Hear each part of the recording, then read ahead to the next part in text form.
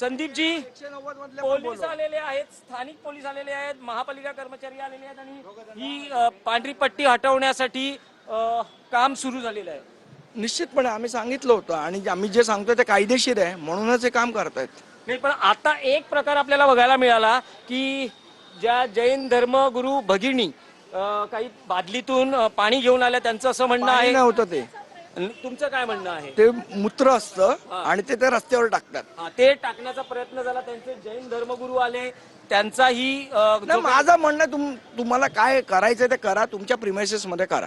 बाहेर रोडवर कोण आम्ही त्यांना म्हटलं की तुम्ही पब्लिक प्रिमायसेस मध्ये करू शकत नाही, तुम्ही तुमच्या सोसायटीत किंवा तुमच्या मालमत्तेत हे करा, पण ते ऐकण्यास तयार नव्हते. वाद चिघळताना दिसतोय.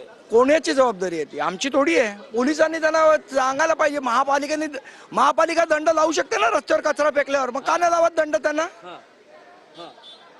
पण मग आता समजा हा इथे घाटकोपर, आम्ही जे म्हणतोय ते कायदेशीर म्हणतोय, ते जे करतायत ते बेकायदेशीर करतायत. ते बेकायदेशीर का करतायत याचं उत्तर तुम्ही त्यांना विचारा. नाही, पण आता ही जी पांढरी पट्टी आहे ती हटवली जाते आहे, एवढ्यावर तुमचं समाधान आहे? हा, आणि आता जर अशा पद्धतीने परत बाहेर टाकणार असतील तर ते आम्ही महापालिकेला सांगू, इथे मार्शल बसवा आणि जर अशा पद्धतीचा जो 1200 रुपयाचा दंड आहे तो त्यांना लावा, नाही तर त्यांच्यावर FIR दाखल करा. नाही, माझं असं म्हणणं आहे की याआधी घाटकोपर मध्ये झालं, आता दादर मध्ये झालं, कदाचित मुंबईत बघा, आम्ही करतोय का?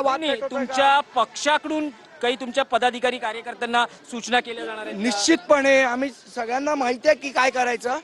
हे अशा प्रकारचा सांस्कृतिक दहशतवाद महाराष्ट्र नवनिर्माण सेनेचा महाराष्ट्र सैनिक पसरवून घेणार नाही. आपण बघू शकतो की पांढरी पट्टी हटवण्यास सुरुवात झालेली आहे. पांढरी पट्टी त्याच्यावर करडा रंग मारला जातो आहे आणि हा पांढरी पट्टी बुजवण्याचा एकूण हा महापालिकेचा प्रयत्न दिसतो आहे किंवा हे काम सुरू झालेलं आहे.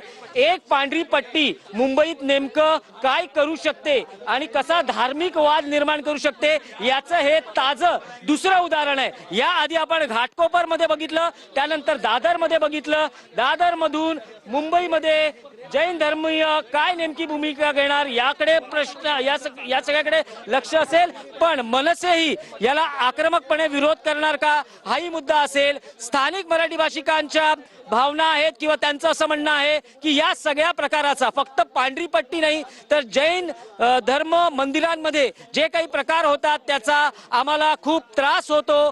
तो त्रास या मराठी भाषिकांनी, इकडच्या स्थानिक मराठी भाषिकांनी सांगितला. काही घटना आपण इथे प्रत्यक्ष बघितल्या, ज्या पद्धतीने हे या जैन धर्मीयांकडून आता काही प्रतिक्रिया देण्यात आल्या त्याही आपण बघितल्या.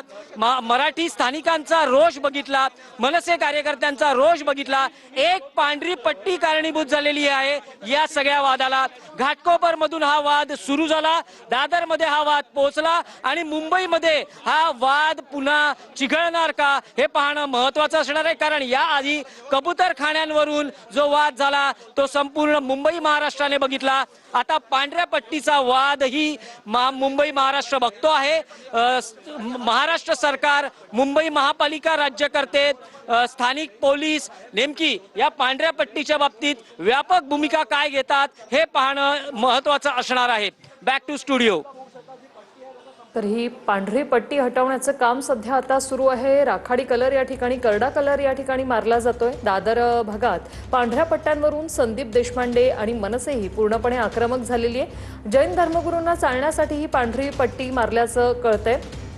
मात्र मनसेच्या इशाऱ्यानंतर आता ही पांढरी पट्टी हटवली जाते. 3 पर्यंतची डेडलाईन देण्यात आली होती. 3 पर्यंत जर ही पट्टी हटवली नाही तर आमच्या पद्धतीने आम्ही ही पट्टी हटवू असा इशारा मनसेकडून देण्यात आला होता. मात्र आता मनसेच्या इशाऱ्यानंतर ही पांढरी पट्टी हटवण्याचं काम सुरू आहे. जैन धर्मगुरूंची देखील प्रतिक्रिया घेण्याचा प्रयत्न केला, मात्र स्थानिक आणि जैन धर्मियांमध्ये वाद जो आहे तो थोडा चिघळला. सध्या या पट्टी हटवण्याचं काम या ठिकाणी सुरू असल्याचं आपण पाहतोय.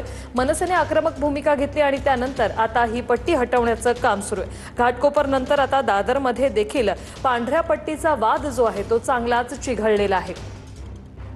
संदीप देशपांडे यांनी आधी देखील आक्रमक असा इशारा दिला होता. मात्र आता दादरमध्येच ही पांढरी पट्टी आखली गेल्याने मनसे चांगलीच आक्रमक झालेली आहे।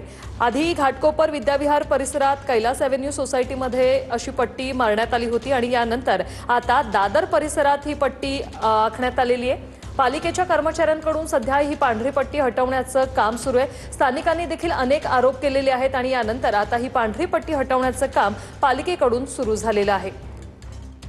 संदीप देशपांडे यांच्या जनसंपर्क कार्यालयाबाहेर ही पांढरी पट्टी मारण्यात आलेली आहे।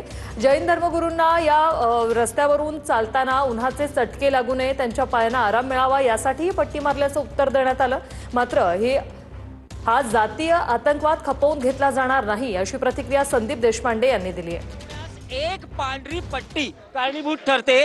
घाटकोपर पूर्वेत सोशल मीडिया इन्फ्लुएन्सर प्रसाद वेदपाठक यांनी खरं तर या पांढऱ्या पट्टीचा विषय समोर आणला। सोशल मीडियावर ही प्रसाद वेदपाठक यांना अनेक प्रतिक्रियांना तोंड द्यावं लागलं। त्यानंतर हा वाद घाटकोपर मधला शमतो न शमतो तोपर्यंत दादरमध्ये ही हा वाद सुरू झालेला आहे। काही वेळापूर्वी ही पांढरी पट्टी आपल्याला इथे बघायला मिळाली होती। जैन धर्मवासीय आणि जैन धर्म नागरिक विरुद्ध मराठी भाषिक आणि मनसे असा हा वाद आपण इथे बघितला। आता ही पांढरी पट्टी मिटवण्याचा प्रयत्न किंवा तसा कामाचा भाग मुंबई महापालिकेच्या स्थानिक कर्मचाऱ्यांनी हाती घेतलेला आहे। हळूहळू ही धार्मिक वाद निर्माण करणारी पट्टी मिटवली जाते आहे, पण त्याबरोबरच जैन धर्मवासीय किंवा जैन धर्मीय नागरिक यांच्याकडून कसा काय त्रास होतो हे मराठी भाषिकांनी ज्या प्रसार माध्यमांना दिलेल्या मुलाखती प्रतिक्रिया आहेत त्यात सांगितलेलं आहे। मनसेनं खरं तर दुपारी 3 वाजेपर्यंतचा अल्टिमेटम दिला होता, पण त्याआधीच ही पांढरी पट्टी मिटवली जाते आहे। या ठिकाणी करडा रंग या पांढऱ्या पट्टीवर दिला जातो आहे, पण ही पट्टी धार्मिक तेढ निर्माण करणारी आणि सांस्कृतिक दहशतवाद निर्माण करणारी अशी पट्टी असल्याचा दावा, अशी भूमिका मनसे नेते संदीप देशपांडे यांनी मांडली। आता जिथे जैन धर्मियांचं मंदिर आहे तिकडचा हा पांढऱ्या पट्टीचा एकूण जी पांढरी पट्टी मारण्यात आलेली आहे ती मिटवली जाते आहे। संपूर्ण ही पांढरी पट्टी या परिसरातली मिटवली जाईल आणि त्यानंतर अशा पद्धतीने वाद निर्माण होऊ नये यासाठी हा प्रयत्न केला जाईल। इथे कायदा सुव्यवस्थेची परिस्थिती निर्माण होऊ नये यासाठी